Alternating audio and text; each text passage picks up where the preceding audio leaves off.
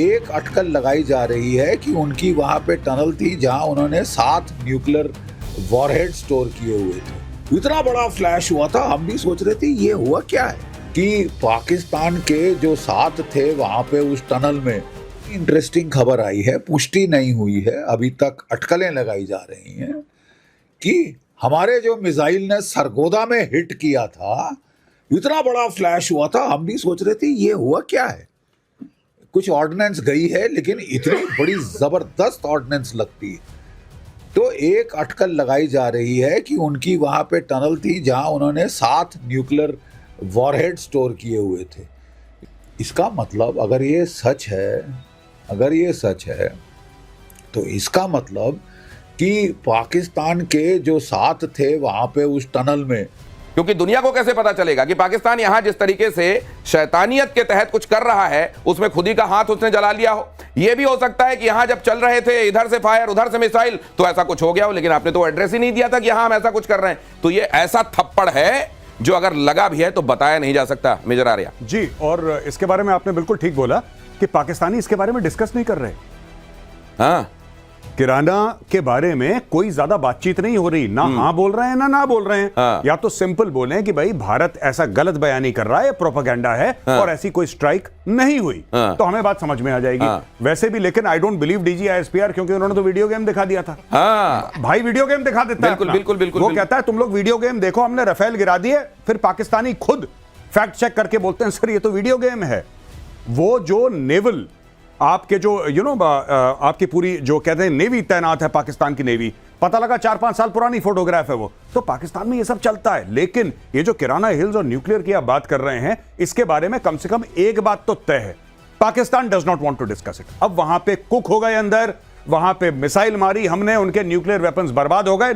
I don't know, मुझे नहीं पता, लेकिन एक बात मुझे पता है कि पाकिस्तान चुप्पी साधे हुआ है। और क्यों ये किसी को नहीं पता कि they are not talking. Dinesh, एक बात तो मुझे समझ में आती है कि उनका डीजी आईएसपीआर कुछ कहे, लेकिन जो उनके एयर ऑफिसर ब्रीफिंग दे रहे थे और चार्ट बना के पावर पॉइंट प्रेजेंटेशन बता रहे थे कि हमने आदमपुर यहाँ ये हमले किए, जी, उसमें एक बड़ी अजीब सी बात उन्होंने बताई जो कि फाइटर एयरक्राफ्ट में सूट ही नहीं करती है। क्या? उन्होंने कहा हमारे एयरक्राफ्ट जो हैं वो 1 आवर तक उसमें थे।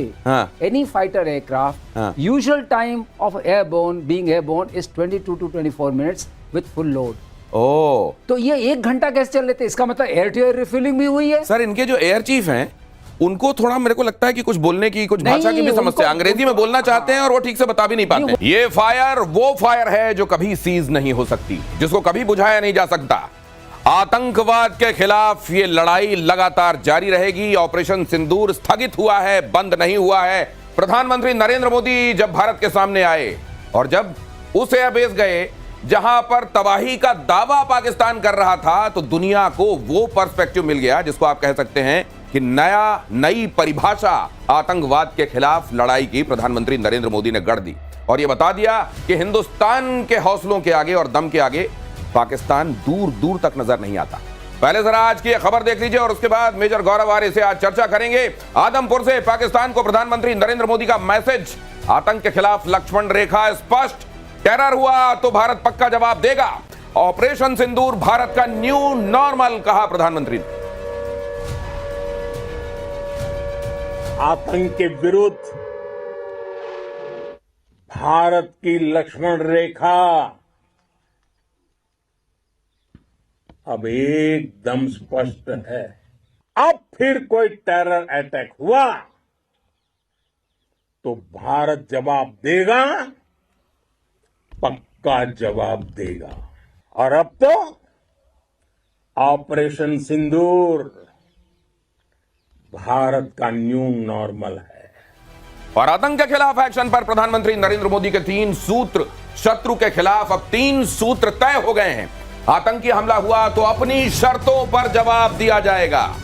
न्यूक्लियर ब्लैकमेल नहीं सहेगा भारत। आतंकी आका और आतंक परस्त सरकारों में कोई भेद नहीं होगा, दोनों को एक तरीके से देखा जाएगा। मुझे याद आ रहा है मेजर गौरव आर्य से जब ये पहलगाम वाली घटना हुई थी और हम लोगों ने ये चर्चा शुरू की थी, मेजर गौरव आर्य ने एक बात स्पष्ट कही थी कि प्रधानमंत्री नरेंद्र मोदी जी को एड्रेस करते हुए उन्होंने कहा था कि नरेंद्र मोदी जी, इसी दिन के लिए सेना में हम भर्ती होते हैं, यही वो वक्त है, हमको आज्ञा दीजिए, हमको मौका दीजिए और एक बार पाकिस्तान को बताने दीजिए कि उसकी औकात क्या है और हिंदुस्तान की हैसियत क्या है।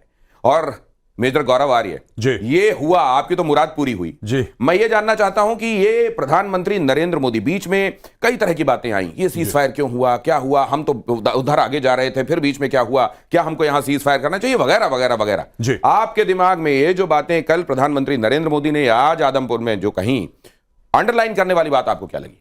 देखिए, मुझे ऐसा लगता है कि जो उन्होंने बोला ना कि न्यू नॉर्मल हो गया है, और उन्होंने ये बताया कि साहब देखिए, अगर आप हमला करेंगे फिर किस प्रकार से रिटेलिएट करना है, कब करना है, ये उन्होंने क्लियर कर दिया। और ये जो एयरबेस है आदमपुर का, इधर जाने का सबसे बड़ा जो महत्वपूर्ण मैं समझता हूं कि पाकिस्तान ने प्रोपेगेंडा करा था कि ये बेस हमने पूरा बर्बाद कर दिया और S-400 हमने बर्बाद कर दिया। और प्रधानमंत्री जी की बहुत खूबसूरत एक शानदार फोटोग्राफ आई, पीछे S-400 खड़ा हुआ था और वहां पे सारे फाइटर जेट्स थे और वहां पे वो संबोधन कर रहे थे। तो मुझे ऐसा लगता है कि बहुत बढ़िया इनकी तगड़ी विजिट रही है। जहां तक आपका सवाल है कि साहब आपने उस दिन बोला था और आपकी मुराद पूरी हो गई, डेफिनेटली पाकिस्तान को जितने भी फाइटर जेट्स के हमारे हार्ड पॉइंट्स थे, जितने भी जेट्स थे और जितने भी हार्ड पॉइंट्स थे, मुझे लगता है इन्होंने जो करना था एक्सपेरिमेंट सारा का सारा पाकिस्तान पे करा है, सारा का सारा, कुछ कसर नहीं छोड़ी कि ये वाला नहीं चला तो ये वाला नहीं चला, उन्होंने बोला सब चलाओ एक बार। और एक बात और समझ लीजिए कि भारत अभी तो उतना बता भी नहीं रहा है, क्योंकि भारत को बड़का मारने की आदत नहीं है, बड़े बड़े बोल बोलने की आदत नहीं है। भारत ने जितना मारा है असल में उससे कम ही बताया है, और उसकी वजह दो हैं। एक तो हमारा चरित्र ऐसा नहीं है कि हम इस तरह की बातों को बड़ा बढ़ चढ़ कर बताएं।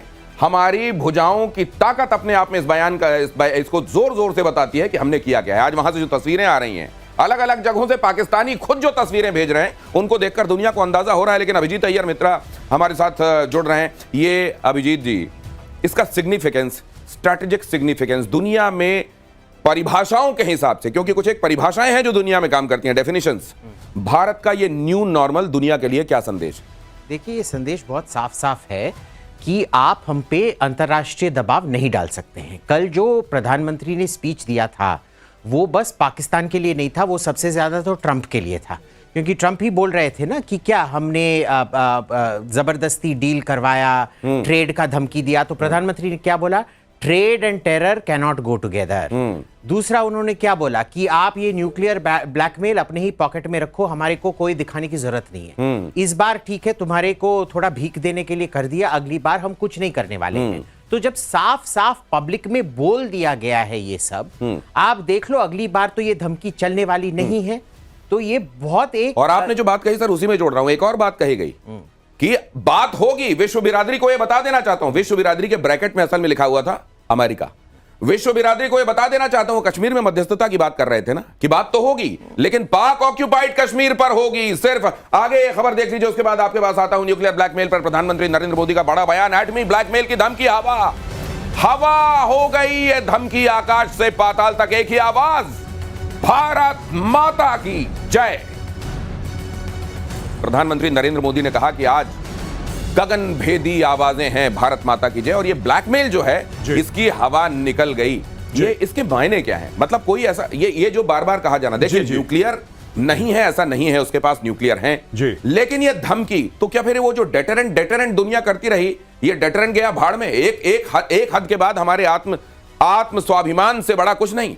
देखिए दिनेश, मैं आपको बताता हूं कि कई बार ऐसा हुआ कि पाकिस्तान ने हमारे ऊपर हमला करा, चाहे कन्वेंशनल करा चाहे आतंकी करा। कन्वेंशनल जैसे कारगिल हो गया, इन्होंने हाइट्स ऑक्यूपाई करी कारगिल में, और भारत ने फिर भी लाइन ऑफ कंट्रोल पार नहीं की, क्योंकि कहीं ना कहीं दिमाग में यह था कि भाई 1998 में इन्होंने एटमी धमाके करे हैं, it's a de facto nuclear state, हमारे ऊपर हमला कर देंगे, एस्केलेशन ऑफ कॉन्फ्लिक्ट हो जाएगा। यही 26/11 में यही हुआ, और हर समय आज तक यही होता चला आया है कि पाकिस्तान एक न्यूक्लियर अम्ब्रेला या न्यूक्लियर ओवरहैंग के तहत उसकी जो मर्जी हो वो करता है। पीके श्रीवास्तव एयर वाइस मार्शल, उनको इंतजार और आपको करना भी नहीं चाहिए सर। आज जिस तरह एयर बेस में जाकर जय जयकार हुई है, आपसे भी बात होगी, अपनी बात पूरी कीजिए जी। तो वहां पे ये सारी की सारी चीजें पाकिस्तान धमकी देता था दुनिया को, लेकिन अब भारत ने बोल दिया है कि इनकी धमकी खोखली है। अच्छा, न्यूक्लियर वेपन की ताकत क्या है? ये नहीं कि वो चलेगा तो शहर बर्बाद हो जाएगा। बात यह है कि nuclear weapons are supposed to prevent war, they are supposed to prevent, you know, कि मतलब वो बेसिकली डेटरेंट होते हैं कि भाई मेरे पास मत आना, मेरे पास न्यूक्लियर है। इंडिया ने बोला, जैसा आपने बताया, बिल्कुल ठीक बताया, कि अपनी जेब में रखो बेटा। कि आपने बताया जेब में रखो, अपनी जेब में रखो तो जेब में रखो, कहानी खत्म।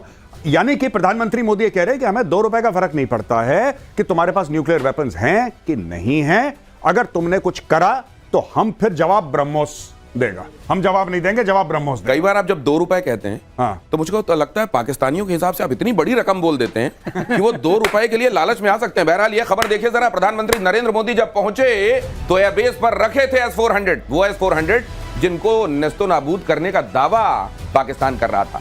आदमपुर एयरबेस पर MiG-21 भी रखा था। देखिए यह खबर, जयकारे लगाकर वायुवीरों ने पीएम का स्वागत किया।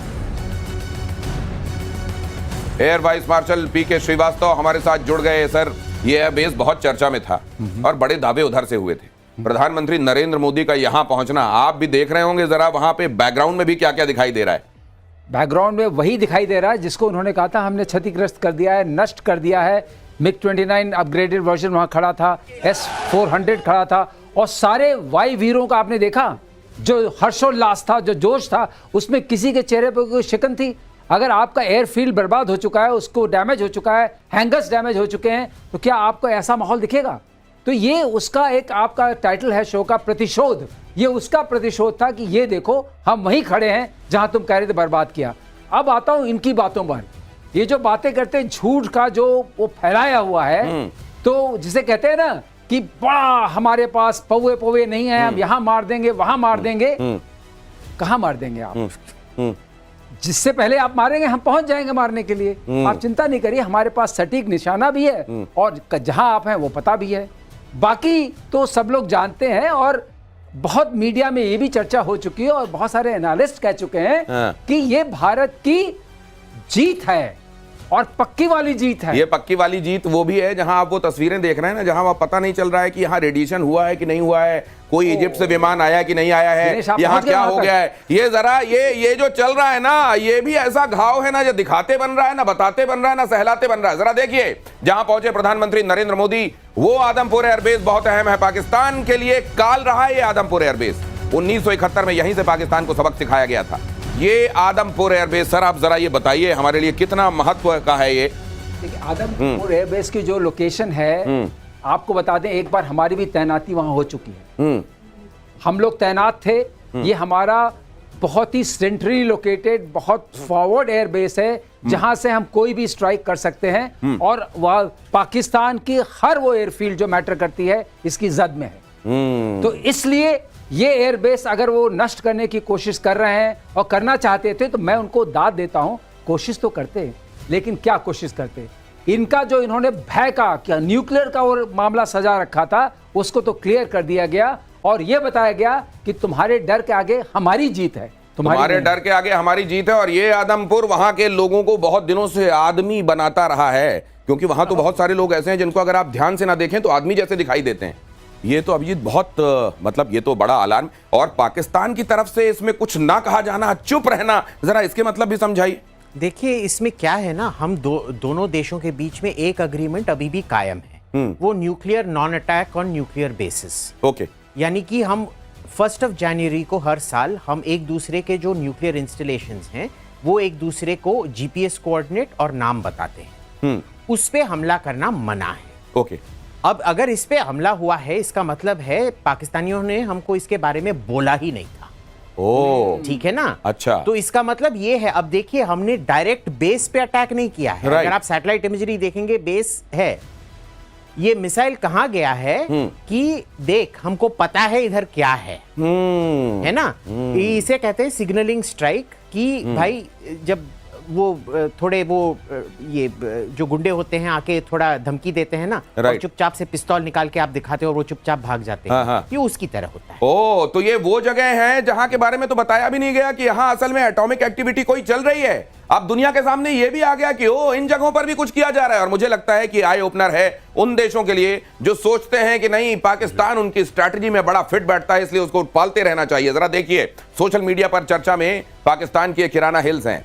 किराना हमारे यहाँ दुकानें होती हैं जहां जीवन के उपयोगी सामान दिए जाते हैं, यहाँ जीवन हरण के सामान बनाए जा रहे थे इस किराना हिल में।